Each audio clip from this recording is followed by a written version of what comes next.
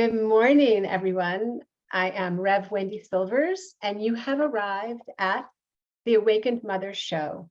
These are uncensored dialogues with leading edge moms, experts, scientists, biologists, essayists, people that are very actively dedicated and devoted to creating a world that works for everyone and supporting the mothers and the children and our global family. I want to make sure that you know that I am not a medical professional and that these are not medical protocols that are being shared.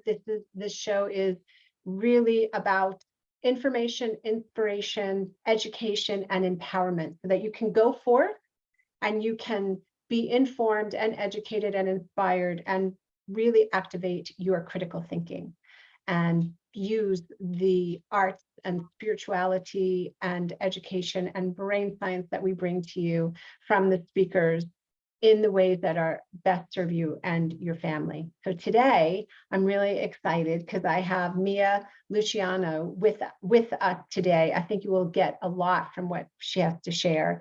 And Mia is an experienced creator, a curator and photographer, a holistic health advocate, and community organizer. In 2014, she co-founded Mercado Sagrado, a creative and healing arts event platform for gatherings, bringing together a distinctive blend of conscious talent, high craft, and expansive programming in natural sanctuaries. There's an upcoming Mercado Sagrado Salon where you can go. There's speakers. It is April 15th and 16th, and it is a virtual conversational gathering of disruptors, free thinkers, thought leaders, and visionaries, my kind of people. And at Salon, they will explore topics such as free energy and consciousness. You've heard me say over and over again, consciousness is everything, begins and it ends with consciousness. Electroculture, antiquitech, primary water and the scarcity deception, social engineering, culture creation and Hollywood, the contemporary homestead, free birth, unschooling and radical traditionalism, emotional intelligence and German new medicine, the Flexner Report, and hidden holistic health remedies, non-conformity as a path to liberation, modern day explorers, our true history, and much more. So we are sitting together today with a true visionary who is somebody who comes forth and creates the sacred container for those of us that think outside of the box, that color outside of the lines, and that are willing to disrupt the status quo, to shake it up a little bit. One of the vows that I, as a minister, took on is that my role is to comfort the so-called afflicted and afflict the comfortable, which is really about spiritual warriorism. It's about being a disruptor, and it's all steeped in the frequency of the divine. So Mia, welcome, welcome, welcome. I'm so glad that you're here with us today. Well, thank you so much for having me. I love thank you so much for your support. And I love everything that you just shared about yourself and your perspective. Very aligned with, how I see the world and what I want to bring to it. Yeah. So thank you so much for having me. Oh, it is my joy. I really felt a synergy. And I know that you created an event some time ago in Malibu that I very much wanted to go, and I could not go because I had a work conflict. But I really appreciate your stepping out and creating this container for people that do think differently to come together and have community. So will you speak to how the genesis of Mercado Sagrado came to be? Sure. Yeah, thank you. So in 2014, I was living in Topanga Canyon. I had lived in New York for years, doing photography and creative work. And then just felt called to leave. I was called to Taos, New Mexico. I went and lived on a mountain in an earth ship in a kind of remote place for a while. And it was like a year of kind of recalibration. And it wasn't, I loved it there, but it wasn't the right place to stay. So Topanga, I was called to Topanga, which is kind of like a bridge place because it felt like living on the mountain in Taos, super beautiful in nature. I could hike from the house, but you still had the city nearby, and I was still really doing photography at that time too. And I met my original business partner, Carly, and we it just synergistically the idea came forth, and we were just feeling like a little bit isolated there. Like we loved living in nature like that, but we had so many creative friends outside of the canyon that we weren't really connecting with. There wasn't a ton of stuff going on in the canyon at that time, and we just wanted to get people together, get people in nature. We wanted to support creative arts, healing arts, and kind of just share the lifestyle that we already appreciated and enjoy, being like basic holistic living and the esoteric arts and healing arts and things like that. And at that time, it wasn't so mainstream. There were a lot of that kind of stuff going on, but they were sort of more in another in their own sort of bubble in a sense. So like I had been finding myself going to a lot of events, and I would be the youngest person there. Everyone would be like in their 70s or something. So they were just not really happening in our community. Things like horror photography weren't like a hot topic. They weren't really known yet, stuff like that. So we just wanted to do something fun and bring everything together. And then sidebar, I think we both brought our own influences. Carly had been working as a artist and designer. She'd had a little gallery in Venice for a while called the Sacred Door. Yeah. And then I have been doing, working in the arts, and we just had a lot of varied experiences. We're both Geminis. We both have a lot of passions. I had done a herbalism apprenticeship when I was in Taos. So we just kind of wanted to do something fun and bring everybody together in nature, really. So that was kind of the beginning. And I felt really big because there wasn't really anything like that at the time. And it was started out as an experiment, but it really kind of just, one reason I think it just kind of lit at that time is because there's so many people starting to connect online at that time through like Instagram, but they hadn't met in person yet. So it was a catalyst to bring, I think kind of what's happening now is another wave of that. But that time it was like, there's all these people starting to connect over these different ideas, cross-pollinating creative and healing arts and things like that. And it was like getting everybody finally together in person. So from that moment, so many different collaborations with different people came about, and our community really grew from there. So wonderful. Community is everything. I mean, consciousness is everything. And then out of the consciousness emerges that desire to be in conscious community. And that's what I take away from what Mercado Sagrado created, what you created with this beautiful community, is individuals that have a desire to bring consciousness into the world through the work that they do. Yeah, that's definitely at the heart of it. And we didn't want to, be too wordy about that or be too, lead with that. But that's, of course, who we are and what we care about and what we want. We both had the same meditation teacher. We were both very, I was always interested in consciousness and raising consciousness, and sort of, I was, again, doing, like when I was 18 years old, doing intuitive classes, learning how to strengthen intuition. I would, the youngest person there.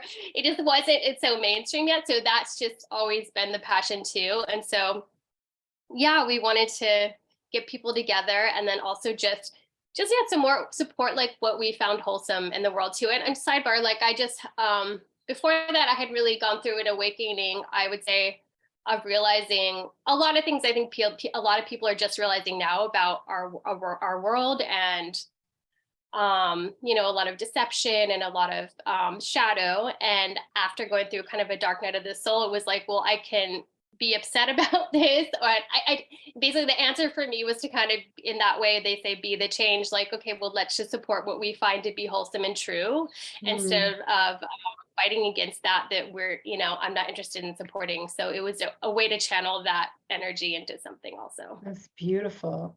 There's you remind me of several things, actually. There's a Buckminster Fuller quote, and it talks about it. Yeah. It's literally on my screen right now. Yes. Sorry, go ahead. Yeah. I have it under. Read it. Will you read it? Yeah, it's my favorite quote. It's on my signature for my email. Yeah, you never change things by fighting the existing reality to change something, build a new model that makes the existing model obsolete. Yeah. That's it. Yeah. Yeah, that's it. Because fighting against doesn't really get anything except more fighting. Because that's, you know, that's, I recognize being a sacred activist that it's about something. I sit in my meditation, I pray, I do my visioning, I have my practice, and then I move. It's like in the 60s, Rabbi Heschel said, you pray with your lips and your legs, and I'm paraphrasing, because it's first we go in before we go out. And then if we're constantly fighting against, because we live in a vibrational universe, then what it is we are attracting more of that. So it doesn't mean not taking action, but it's where are we taking the action from? Yeah, I totally agree. And that's something we'll definitely get into at the salon this weekend. Oh, And I cool. would say, yeah, I think almost everybody we work with at this point to degree is aligned in that way. They honor that as well. Kind of, yes, the word of vibrational universe, and what we think about, we're going to see.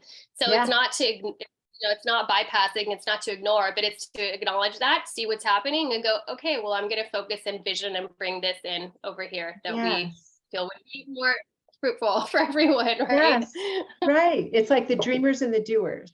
And we need both. Like the visionaries, you know, quote unquote need, doesn't mean that there's a lack, but what really helps to concretize and to manifest the vision are those that are the doers.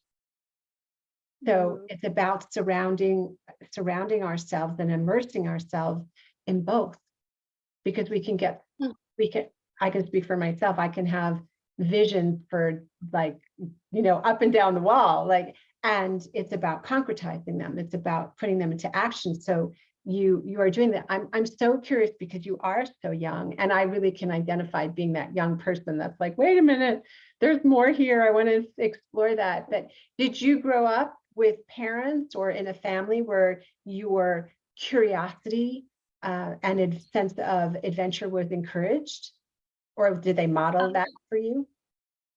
It's really interesting because I would say I'm adopted, so I've always known that. So there's a little bit a lens of that. And then, but I grew up very much with a very solid family, and I'm very lucky to, I was adopted when I was 9 months old. And I'm very blessed to have them. But so I feel I'm very aware of the nurture nature, and I feel very split and very both. So my parents that I grew up with, we have some things in common, and then we're so different. They're very kind of linear. They're academics actually, and my dad is actually ordained, so he's a philosophy and theology, or was a philosophy and theology professor, and had his PhD and went to divinity school. So Ah, and then my mom was a history professor, and then later got focused on California history. So very academic, very intellectual, but very good people from Michigan, from the Midwest, very grounded, very like wholesome, very good values, very stable, but not, I sort of I was kind of influenced, I'd say, by being around those things, and kind of went a little bit farther out, I guess I would say, than they are, although they were sort of rebels even in their environment, which is quite, more, I would say, sort of rigid. So it's interesting. So yeah, so I think that they did to a degree, because I remember kind of rebelling when I was young, and I didn't want to go to church, and I had a philosophical argument for it. And I was like, well, everybody believes something different around the world. How do you know that you're right? So why do I need to go and do this? They were like, okay, well, we just want you to explore. So okay, go to a Buddhist temple. They did encourage me to just explore different paths, as long as I was doing so, which at the time, I think was an annoying answer, but now I'm like, that's actually really cool. yeah, So yeah, they did in their way. But again, we're also quite different. yeah, yeah. Both and, right? So that's fascinating. I love that. And I love it's interesting because we talk a lot about the call in our world right now for critical thinking, because it appears that is a very priceless commodity right now.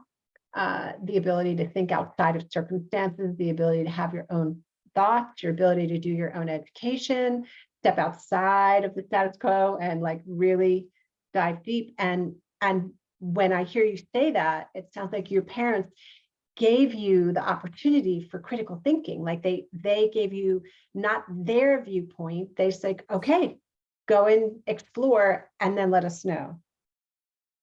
Yes, I think they really did. Although I would say I took it a lot further, because them being in that institution, I sort of pushed their boundaries, and we don't always agree on things, and they do think I'm kind of out there. You know what I mean? So it's interesting, but they did give me that. So I'm kind of like, well, you're the ones who, yes, taught me to think this way. Yes. Yes. So they're never dismissive, but they're just like, we don't know, you know. But yeah, it's true. They did do that.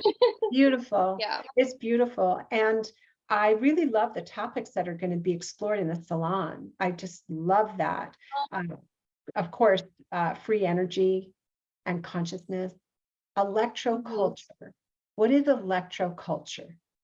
It's so fascinating. So this is something that it's like a lost technology that is being that we're relearning. And Matt from Cultivate Elevate is amazing. He's such a great speaker. He has really dedicated his life to bringing back these really be the secrets, of the universe that have been hidden from us. And one of those is electroculture. And that is basically taking ether energy or chi or electromagnetic energy from the atmosphere and channeling it into the soil for your crops. And so you can do it.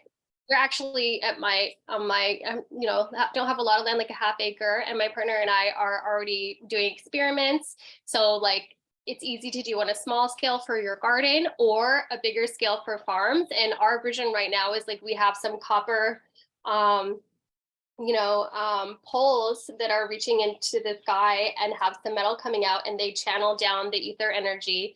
And then we draw it across through the gardens by putting some metal on the other side, some like wires. And it basically feeds the soil with that electromagnetic energy, which, it makes the plants grow stronger, grow faster. It keeps pests away. It's really, really amazing. So I don't know if anybody has seen like those old photos. I remember seeing them in like old photos of like farmers with like huge cabbage or something, just huge vegetables. I remember seeing some black and white photos like them being like, what's up with that? Like, why don't we have that now? What is that? And he says that, that's what they were actually used to do. And it's just been suppressed. So I'm so excited about that. And of course, there's more that he'll talk about attached to that, but that's kind of the basic premise. It's brilliant. I love that. That's so exciting.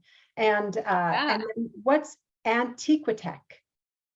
Antiquitech, I guess that would be a form of antiquitech. So I just love that term, and I'm not sure who coined it, but one example of that is, and we'll get into this too, Matt might touch on that a little bit, but Danielle from the Tartarian Talisman will definitely get into that.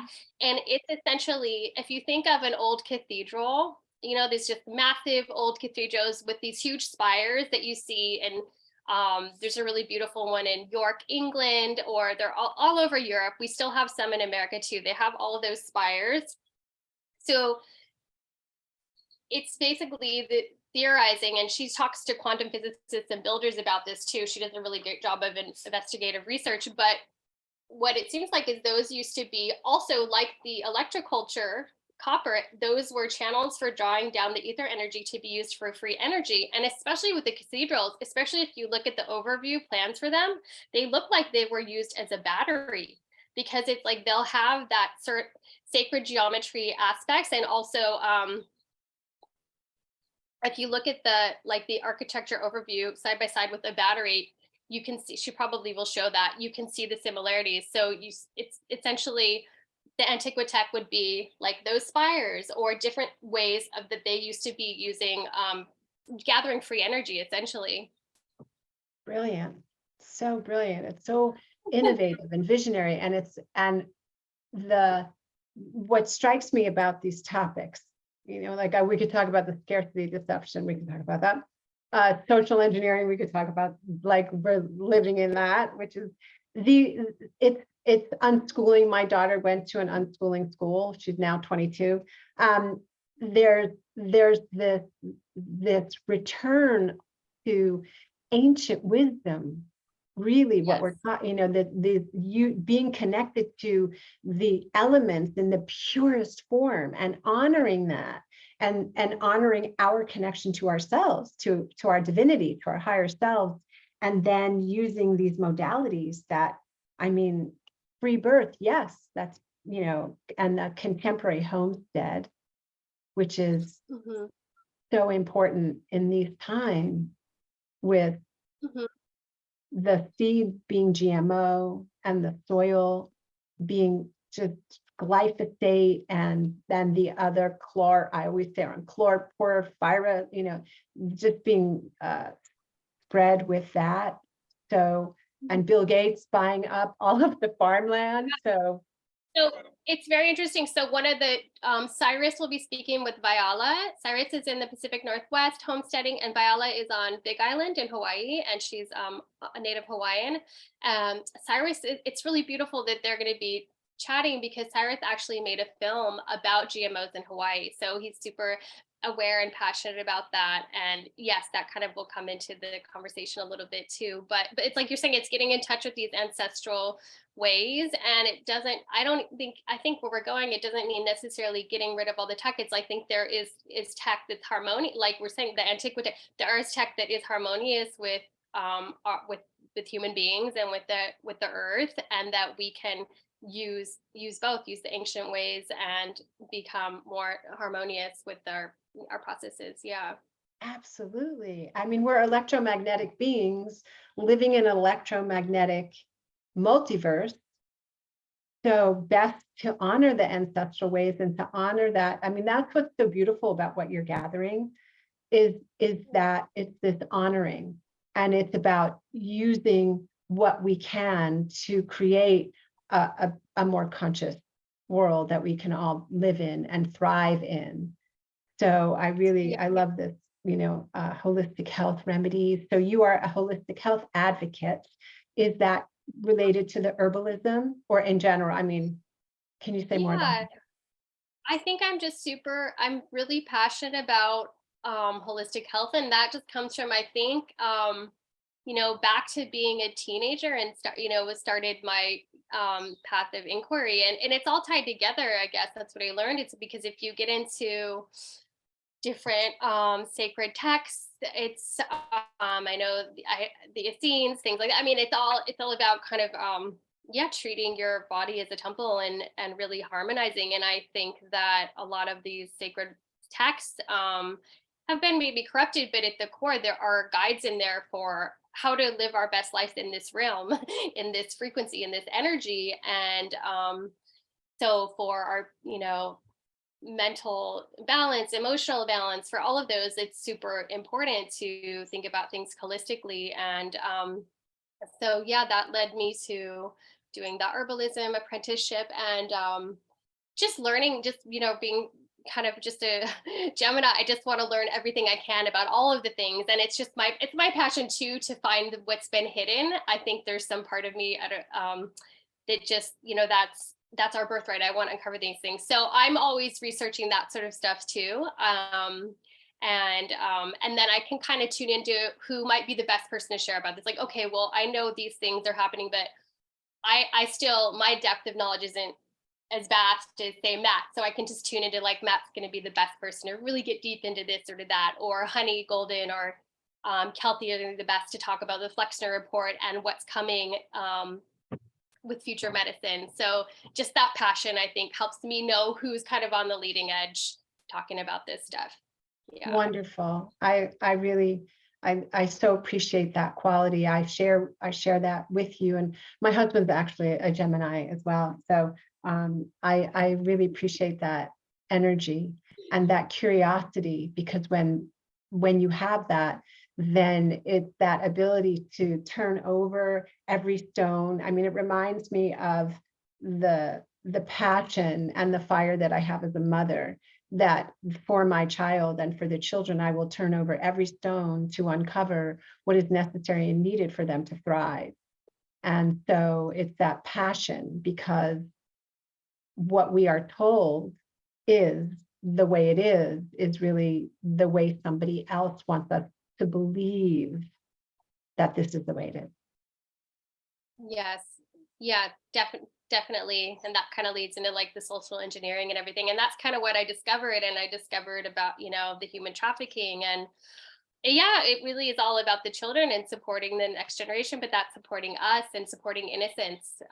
There's really been a war on innocence. And I think that just feels very near to me too. Like I feel like a protector of innocence. And Yeah. so yeah, just to support what is good and wholesome in the world is really kind of radical now, which is crazy. But I think that's the actual counterculture. We've been sort of lied to and presented a counterculture that is not, in fact, counterculture. It's actually what a certain group of people want us to be following and living, and it's their vision. And Mm. I think it's an inversion of what's true. Yeah.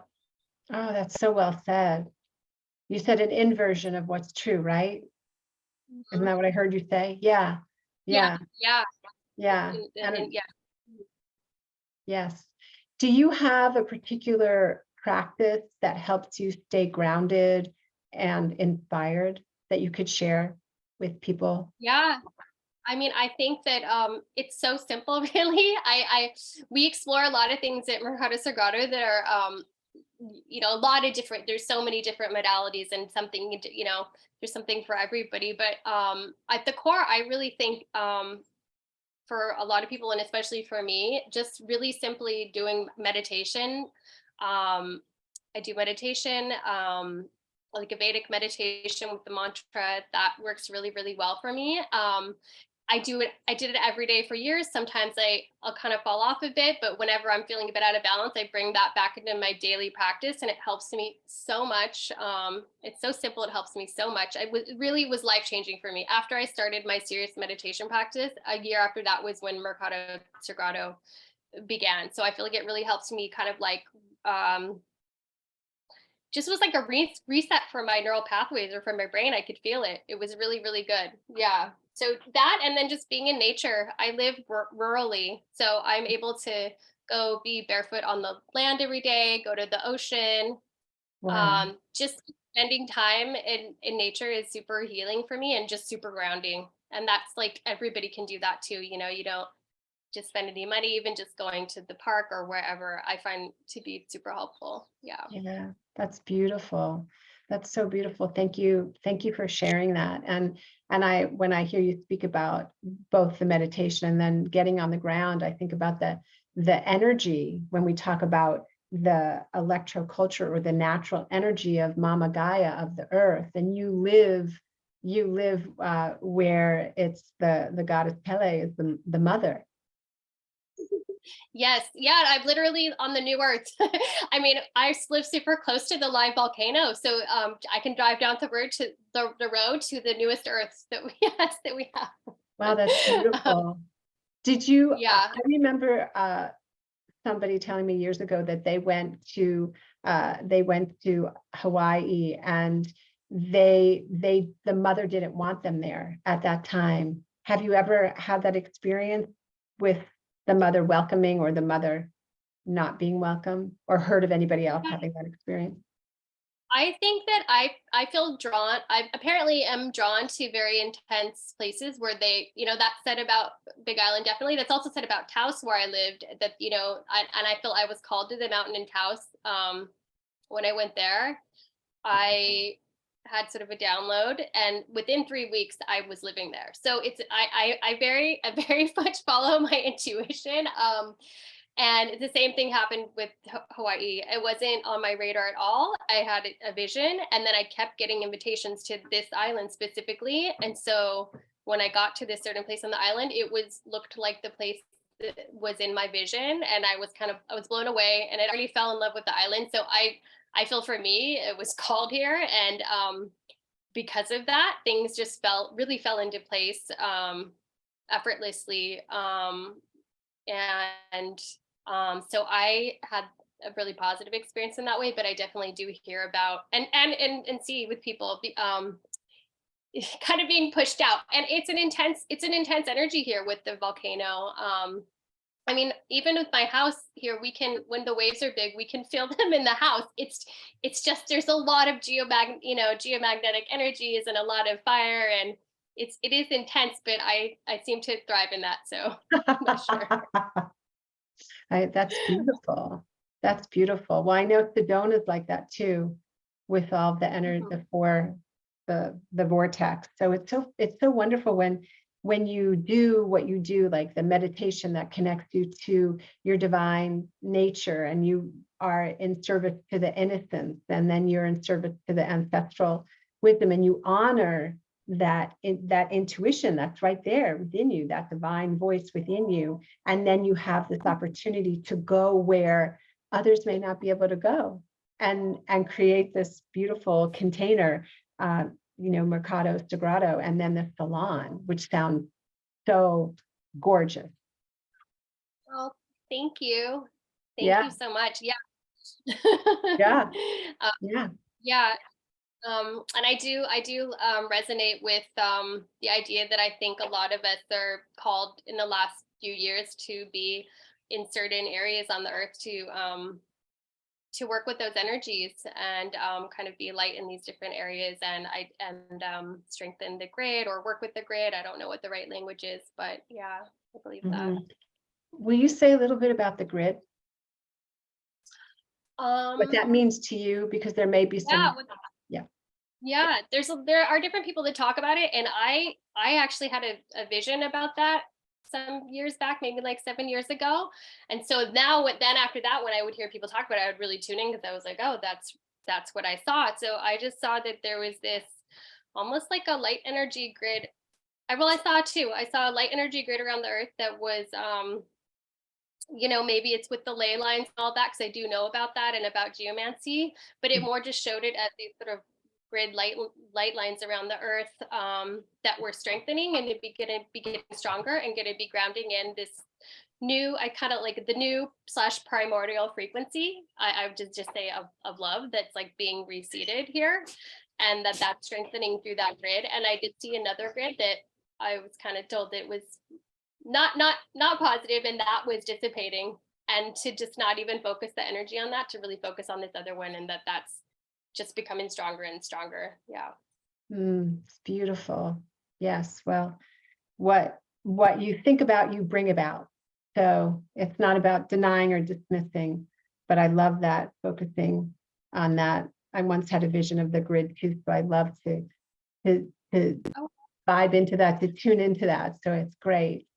Thank you. Thank you for all you shared. Thank you for your time. Thank you for Mercado. Does that have a particular meaning for you?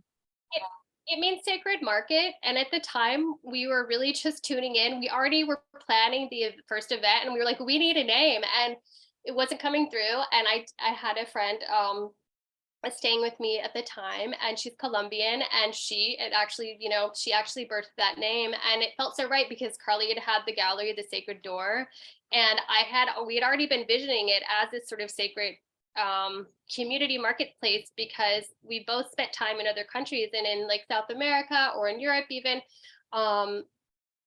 The marketplaces where everybody gets together, you can get everything there, and everybody hangs out, the children and the elders, and everybody's all together, and it's all, it's consistently happen week to week or whatever. And I feel like we lost that in America. So the idea is to kind of bring back that space where it's intergenerational, and it's kind of people are selling homemade goods and really healthy food and all the things. So it just felt really resonant, and then the sound of it just felt right too. So it was very fast how that just kind of popped in, and we went, yeah, that's right. And then it's beautiful. It's a beautiful name. I love it. I love what it means, and I love the whole vision of all the intergenerational, and having all the goods and the artisans and the natural foods, the organic foods. That's beautiful in the community. So thank you for creating that. Thank you for hearing that and creating it, you and Carly. And And so I'm going to make sure, I want everybody to know that you can join the salon, you can be present, and you can go have a deeper dive into what we've been talking about. So I want to give you this link, this URL, and I will make sure in the show notes that you have all of the information. So https://mercado, MERCADO dash Sagrado, SAGRADO.com/salon-2023. So Mia, thank you so much for being with us today. I wish you a really gorgeous and beautiful and prosperous salon. I know it's going to be wonderful. And I look forward to more, to speaking with you more. Yes. Well, thank you so much for having me. It was really fun speaking with you, and I'm really honored to be here. Thanks so much, Wendy. Thank you. Thank you so much. And everyone, that is the Awakened Mother Show for this week. Stay tuned, stay connected, hit subscribe so that you will be alerted. And we're so grateful that you are here with us. And as always, remember, you are powerful beyond measure, loved beyond description, and a force for good in the world. So go forth and spread your love and your magic. Peace and many blessings.